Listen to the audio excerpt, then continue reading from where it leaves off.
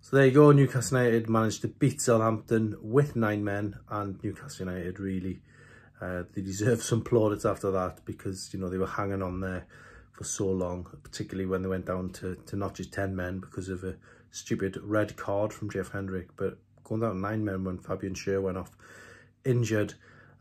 Been going through your questions, quite a few of them on Twitter. First up, we're going to talk about Joelinton, his contribution. I gave him a 7 out of 10. Personally thought he did okay in the circumstances. I think he ended up playing almost as some kind of right wing back towards the end of the game.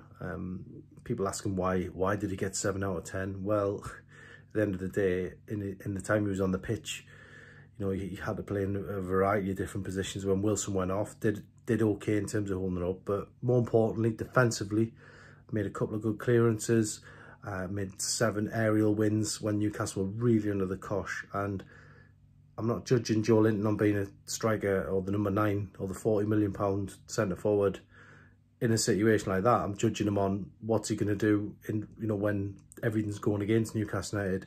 And for me, he did well. He stood up to it. So well done for him, 7 out of 10. Hopefully it can give his confidence that much needed boost. It's going to be interesting to see what Steve Bruce does in terms of his attackers, because obviously Callum Wilson now facing potentially missing the next game with a hamstring. Who knows, could be more than one game. We'll have to wait and see what the scan brings. But Joelinton, 7 out of 10.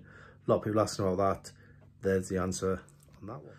The other big thing that come of that game was Newcastle defensive crisis going into the game, and obviously by the end of it, they'd lost Fabian Schär with a bad knee injury, and Mankio's now done his ankle ligaments. So for him to be out for the rest of the season potentially, we'll have to wait and see. But it means Newcastle down to 1 right back in Emil Kraft because DeAndre Yedlin's gone. Centre back, a lot of people are asking me about Florian Lejeune. Will Newcastle recall him? Can they recall him? Well, as it stands, Steve Bruce has played that down a few times.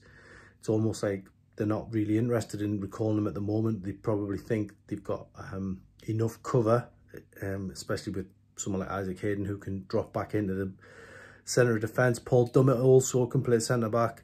So at the minute, it's not something they're looking to do, and Lejeune continues out in La Liga, trying to, you know, show his best form over there, and whether that's, you know, to help him get, you know, back to Newcastle next season, or potentially leave the club and play in Spain, we'll have to wait and see. But certainly one that Steve Bruce has played down a couple of times now, and something that doesn't seem on the cards as it stands.